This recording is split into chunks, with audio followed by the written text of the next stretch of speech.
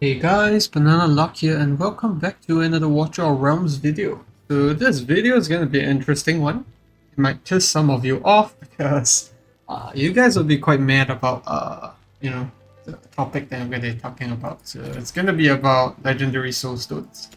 So you guys will have called it. I put a second one just I think was it a few days ago or 1 week back. So it's an interesting scenario to be in because with two soulstones, it really unlocks the potential of what could be coming if, let's say, we pull an ancient exclusive lot, for example. So today we're going to talk about this specifically. Who should you use your legendary soulstones for? And in my opinion, who am I going to be gunning it for? And yeah, feel free to let me know in the comment section below if you had one, what are you gonna use it on and why, and you agree with my choices and whatnot. So first of all, let's talk about the very obvious choices. So pop over to gallery, and I think it's very obvious. Most people, if let's say they put a legendary soulstone and they have any one of this infernal faction lots, they are gonna be the very obvious picks as to who they are gonna use it on.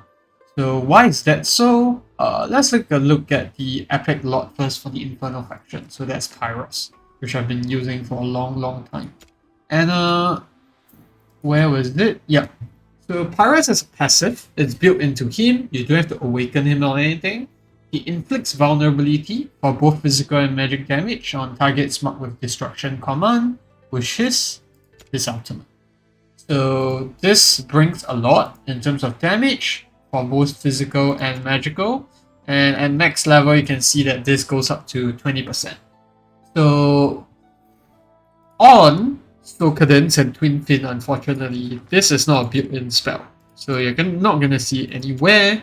And where the vulnerability actually comes in is his A1. Targets marked with his ultimate will be inflicted with vulnerability, and you can see that it's slightly higher. It's 25% instead of 20, which was what we saw Pyros have. So you can see the base is 10%, and then with the max skill up, it'll be 20% instead. So it's the same for Soulstone, 25% marked with his ultimate. So it's very obvious that if, let's say, you're looking at Guild Boss, for example, it's a no-brainer that you're gonna, use your Soulstone on one of these folks. Because both of them are lot units and they are very tough to come by. So it's a no-brainer to go for them, but I am in an interesting situation because I do have Nightmare Fall cleared out already. I've already hit 50k blood. And I've done this with just Pyros. So even if I were to pull a Twin Fin or Soulstone, I would not use a Soulstone on that. Reason being that I've already hit the maximum milestone. So unless they rework Guild Boss to have a higher tier of rewards, it just doesn't make sense for me to, use my Soulstone on Twin Fin, especially because there's a lot that can be put in both ancient and normal banners anyways. So yeah, just from that point of view, it's a no-brainer for me. I'm not going to use it on Twin Fin. But if it's Soulstone, then we might, have a point of discussion. Like, especially in content such as GVG, I think Soulstone has been proven to be really strong. So yeah, I think that's one of the areas that I might consider using one of my Soulstones for him. But I think for majority of you folks out there, it's a no-brainer to just slap it on the Twin Fin. But given that I've already achieved that 50k blood, it just doesn't make sense for me anymore. And yeah, the next unit that I'm going to talk about is another no-brainer, the Pope, Kratos. So Kratos is the Arbiter faction lord, and you guys will have seen videos of him demolishing single target arena, as well as the Gear 2 Wasteland Titan boss. You can see that this guy with his lot skill can, annihilate units pretty quickly. So his A1 is pretty good. You can see right here, when basic attack deals damage to targets inflicted with Radiant Erosion, restores 3% rage. So this basically means that he gets more ultimate uptime, which is important for him, because with his ultimate, he inflicts that Radiant Erosion again, which is his main source of damage, which deals continuous true damage based on the defense of the inflicted target. So it's pretty much another one of those no-brainer situations. And if you ask me, if you have Twin Fiends, Soulcadins, and Praetors, who would you use your Soulstone on? I think my answer is still going to be Praetors, given how rare he is, and the fact that for, you know, single target arena, how Praetors can just single-handedly solo the entire thing. With Soulcadins, you would probably still need other Infernal units like Zilitu and Hex to really make it work, but this man is just a beast on his own. And the only downside about him is that his cost is a whooping 25 cost, which is a bit high. I don't think any of his awakenings reduces his cost. But yeah, given that I have 2 Soulstones on him, I might actually consider even slapping another one to, you know, bring him to A2. Because that just gives him, you know, 10% extra attack. So yeah, that's Praetors, and that's another one of the, you know, units that I would be willing to drop my Soulstone for. And the other folks that I would like to talk about are going to be some from the Chaos Dominion. So I have Gun, so I am eyeing for Lugaru, Stargak, or Adir, obviously. And the reason being that these guys really benefit from Gun being the Lord, obviously, because they all have inbuilt kit in them that lowers their HP. I think for Lugaru, it's inbuilt once it's deployed that he reduces his HP. And Sargak just gradually decreases his HP over time. Where was it? There's his ultimate as well. And I think the same is with Adir. Enters the frenzy state, and you know, current HP is reduced by 15% per second. So makes complete sense to me that if let's say I have a Soulstone, I don't manage to pull Praetors or even the new Chaotic Lord Valderon, that I might drop you know, an awakening on one of them. For Adir, it's a defense reduction, so seems pretty meh. But I think for Lugaru, it's a lot better. You know, increasing his attack speed.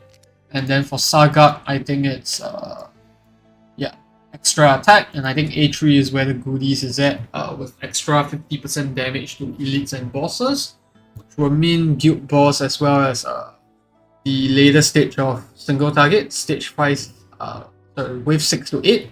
Those are considered elites if I'm not wrong. So these 3 other units are the ones that I'll consider, given how rare they are. And I might even consider one of the Arbiter units as well. I think Helen was one of the ones that seems pretty good. 25% chance of not consuming Radiant Erosion. So one of his kit actually removes Radiant Erosion. Yeah, and I think it deals extra damage. You know, if let's say they have Radiant Erosion on him, on the enemy, but it removes the stack. So with the A1, it stops doing so. And let's see, A3. Oh, A3 is just some extra card control. So yeah, I think Pelagios is also another one of the ones. I think it should be not too bad. Each type release restores an extra 10% rage. I think this is the one where he summons, yeah, it's just his talent. So these are of course the no-brainers to go for if let's say you don't have one of the exclusive lots. And I think Alistair is also one that you can consider, given that he was fusion only accessible. Yeah, 50% chance of inflicting 1 stack of Radiant Erosion. That's not too bad, given that he gains his full stack quite quickly, because he just increases attack speed every time he attacks. And 5 times he does that, it's going to be max stack, and then, you know, there's a chance to inflict 1 stack of Radiant Erosion from that. So yeah, these are the obvious choices, and now we're going to move on to the choices that are less popular, I would say, but still choices that could, you know, push you, especially if we look at it from the, you know, Guild Boss Blood point of view. So first one that we're going to talk about is going to be Zilitu. So Zilitu has a huge awakening at A3. I don't think you need to bring her to A5. A5 is just a bit of self-sustain. A4 is some rage regen, but A3 is huge. This gives her ultimate a whooping extra 10 seconds. And I think on by default, this lasts for 35 seconds. So with the ultimate on A3 talent, it's gonna go up to 45 seconds. And this does not sound like much, but what it actually does is that it ensures that when you run her in Guild Boss with the Laurel Ridge Regen build, your Zilitu will be on permanent ultimate throughout the entire run. You heard me right. Permanent ultimate. So that's pretty nuts, considering that right now I have that 10 seconds of downtime every time I'm running Zilitu. So just imagine the potential that she could have if, you know, you get her to A3. So this is another one of those units that, you know, it's not that obvious, but if you're really wanting to push Guild Boss and, you know, you've tried everything, you maxed out your gear, you maxed out your artifacts, and you still can't get there, Zilitu might be the push that you need, and then, you know, you should consider going for it if, let's say, you don't have like a Twin Fin or Soul Cadence, for example. Just bear in mind, I have her at A2, and I still managed to push for 50k blood. But that's because I have Torador and Silas as well. And another one of those units is going to be Hex. Hex has some pretty insane talents as well. So A1 is where we start. During the effects of his ultimate, there's a chance to draw the Fool. So with his base ultimate, it's the Joker. It's 400% damage 3 times, inflicts burning for 5 seconds. With the Fool, it's going to be 500% damage 3 times as well, burning for 5 seconds as well, but it inflicts a 75% slow. So I think the extra 300% damage adds up over time. So that's why people have said that, you know, Hex A1 is actually bonkers. During the Hex banner, you know, if you have a Hex, you should definitely go for it. And I think his A3 is, of course, you know, the same situation. During the effects of Mad Truth, performing basic attacks inflicted with burning extends the Mad Truth by 1 second, which is his ultimate, and that increases to a maximum of 30 seconds. So his ultimate by default now lasts for 30 seconds. So with his A3, it could go up to 60.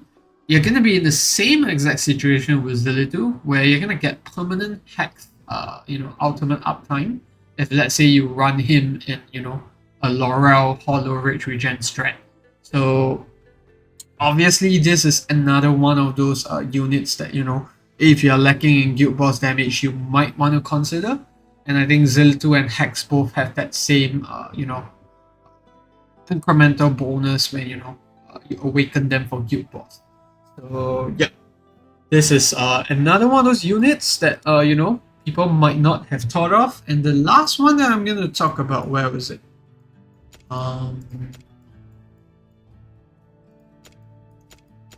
Oh yeah, Star Piercers, there we go. So the last one, okay, not the last one, second last one we're going to talk about is Silas. So Silas's A1 is pretty meh. It's just 100 attack speed. I don't think it does much in the grand scheme of things if you have him built up well, but A3 is really juicy.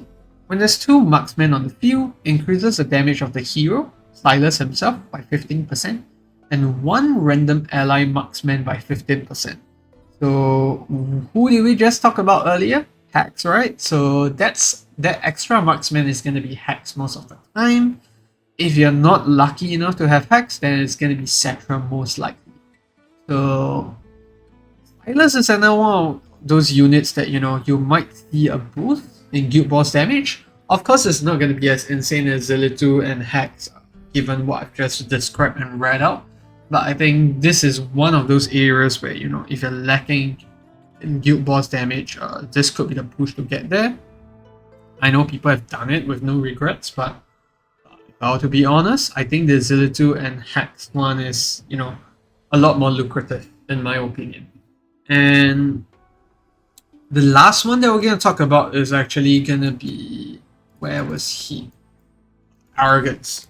So Arrogance, A1, nothing interesting. We mentioned it during the video where I, you know, dusted a few useless heroes to get him to A1. But A3 is really juicy. Deals 15% extra damage to targets with burning, which is included in his kit, where he inflicts burning on the target using his demon bow, which is his range form. So he's gonna be doing that if you place him on the furthest end of Guild Boss no matter what. And that just means a consistent 15% extra damage for Arrogance throughout the entire fight. So if you don't have Zilitu, and you only have Silas, for example, and you really need a boost for Guild Boss, I could see where the Arrogance A3 comes in handy. And A5 as well, giving him maximum attack speed. When he casts his ultimate, and the first 5 attacks dealing 100% extra damage, I think those are bonkers as well. I didn't talk much about the other A5s because they're not that great, but I think for Arrogance, it is one of those that, really makes sense. And I think Hex as well, if you let's say have his explosive artifact where he draws cards faster, I think this could work really well as well, because it also increases, not only does it return one card every time you draw one, it also, gives you 30% extra damage on his ultimate. So yeah, a pretty long video going through my wish list of who I'd like to awaken with my Soulstones. Obviously, top of my list is going to be Praetors of Valderon, but if I don't get them anytime soon, then it might be time to consider other units that I've mentioned. So yeah, let me know now in the comment section below if there's other heroes that I missed that you will awaken, or if there are heroes that you have awakened and found a lot of use from. And yeah, if you found this video helpful, feel free to leave a like, subscribe to the channel, really helps me out, and I'll see you in the next video. Goodbye.